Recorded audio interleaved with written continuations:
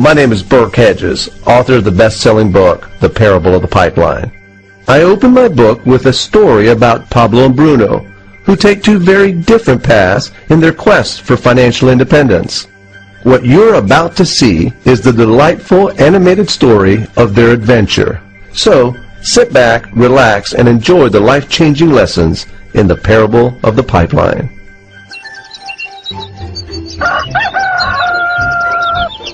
Far away, in a small village, near a beautiful valley, lived two friends, Pablo and Bruno. They were both young and dreamed of a better life for themselves.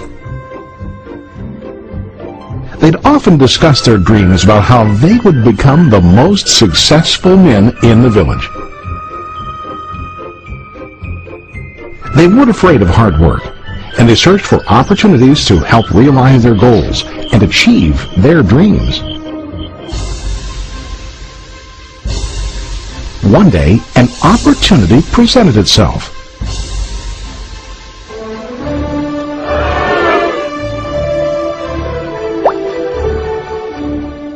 The mayor of the village decided to hire two people to bring water from a spring up on the mountain, across the valley, back down to the village.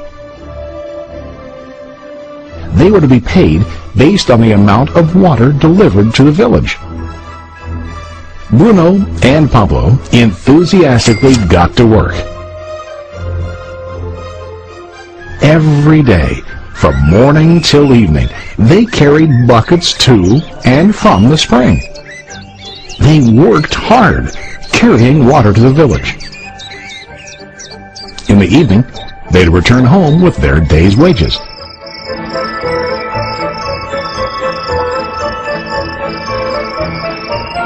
Bruno was satisfied with his work and the money he earned.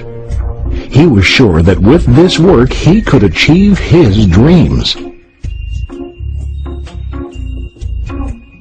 Bruno thought that to increase his wages he could use bigger buckets to bring more water each trip.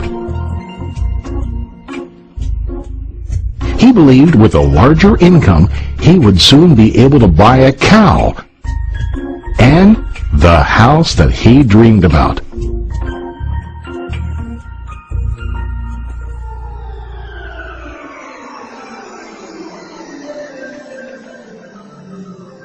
Now Pablo was not satisfied.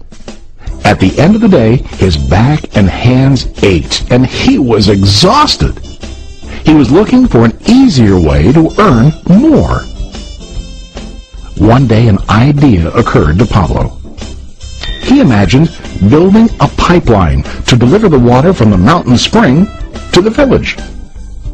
With this pipeline, he could get more water to the village without carrying buckets back and forth from the spring to the village. Soon, he got very excited about his idea and began to plan. Pablo, of course, shared his idea with his friend Bruno and asked him to join with him to work on and help build the pipeline. Bruno thought the idea was crazy. All Bruno could think about was what his money could buy today and how to get it quicker. He felt that building a pipeline would slow him down and delay him in achieving his goals. Instead, Bruno got bigger buckets and went more often back and forth, fetching water. He was sure that with this method, he could make more money. Pablo decided to build the pipeline on his own. He understood that it would not be easy to build, and it would take time to complete the pipeline. Pablo knew that it could take several years to finish, but he set his mind on his goal. Every day he worked and carried water like before. But on weekends and during his spare time, he worked hard to dig in the rocky soil and build his pipeline. In the first month, there was little to show for his work.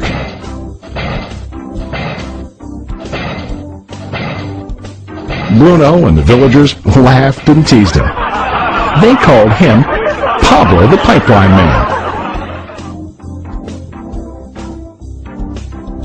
During this time, Bruno's income doubled. He already bought a cow and a bigger house. His lifestyle changed. He now spent time after work in the bar, enjoying his hard-earned wages from delivering water.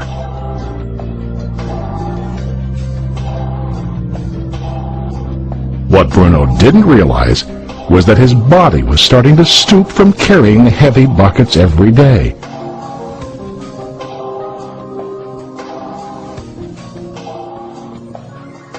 His face looked worn and his body tired. Soon, he began to carry less and less water due to the wear and tear on his body.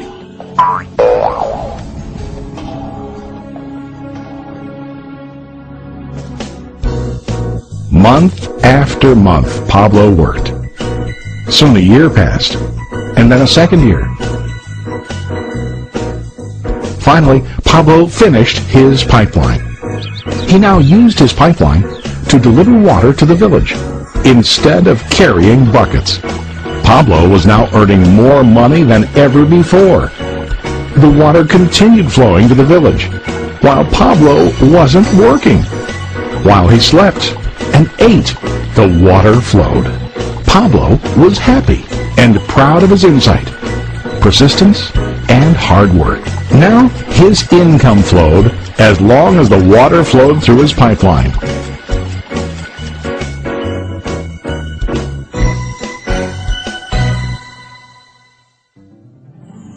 The story of Bruno and Pablo is a reflection of life. Their jobs symbolize what most people do to earn money. Bruno gets his money using buckets.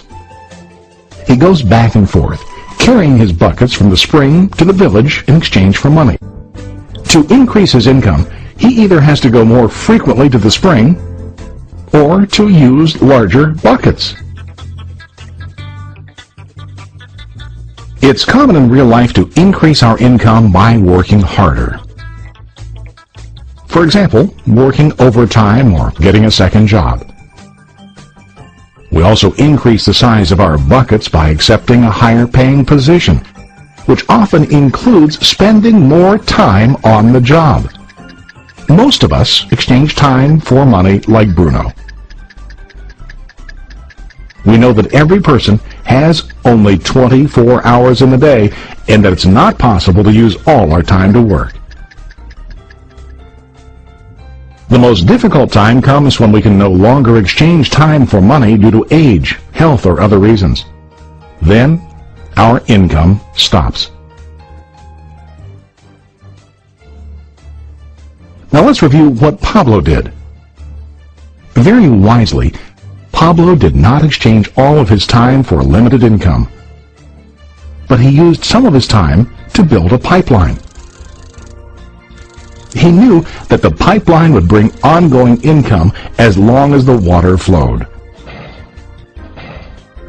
An ongoing income that multiplied the time he worked each day. Pablo knew that someday, maybe because of age or health, he would no longer be able to exchange his available time for money. Pablo knew that if he could make his idea of a pipeline work, then he only has to do the hard work of building the pipeline. After the pipeline was completed, Pablo was able to monitor and maintain the flow of water to ensure that his income will continue. Pablo has shown us that to earn an income, we don't always have to directly exchange time for money. There really are better ways. How about you? Are you still like Bruno, who directly exchanges time for money? Or do you want to be like Pablo, building and maintaining a pipeline for ongoing income? If you are interested in the idea of building your own pipeline, contact the person who lent you this presentation. You can start building your pipeline today.